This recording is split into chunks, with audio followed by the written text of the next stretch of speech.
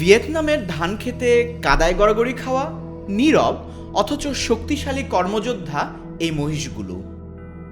কিন্তু উত্তর ভিয়েতনামের নিনোবিন প্রদেশের দৈতিনে সপ্তাহান্তে তাদের কঠোর পরিশ্রমের পুরস্কার হিসাবে রঙে রাঙানো হয়েছে বর্ণিল সাজে।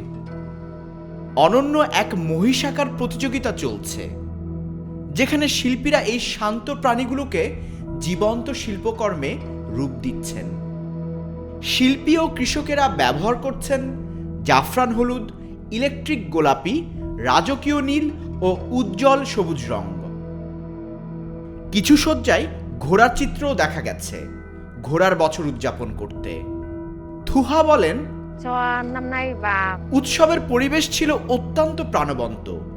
সকাল থেকে বৃষ্টি হলেও অনেক মানুষ এসেছে এবং দারুণ সময় কাটিয়েছে।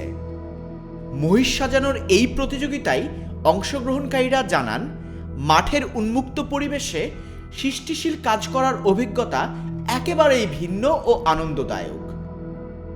ঐতিহ্যবাহী ক্যানভাসে আকার তুলনায় জীবন্ত প্রাণীর ওপর শিল্পকর্ম ফুটিয়ে তোলা সম্পূর্ণ আলাদা এক অনুভূতি।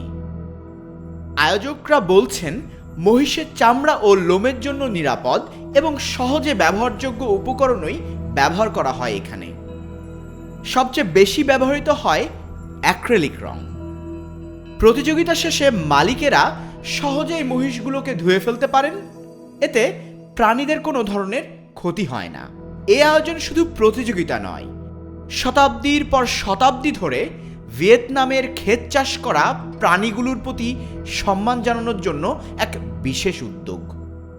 2009 সালের বসন্ত থেকে দই সন তিস দিয়েন উৎসব দৈতিনের ধান খেতে উদযাপিত হয়ে আসছে, যেখানে 1000 বছরেরও বেশি আগে রাজা লে দাই হান বসন্তের শুরুতে তিজ দিয়েন চাষ অনুষ্ঠানে অংশ নিয়েছিলেন সমৃদ্ধ ফসলের প্রত্যাশায়।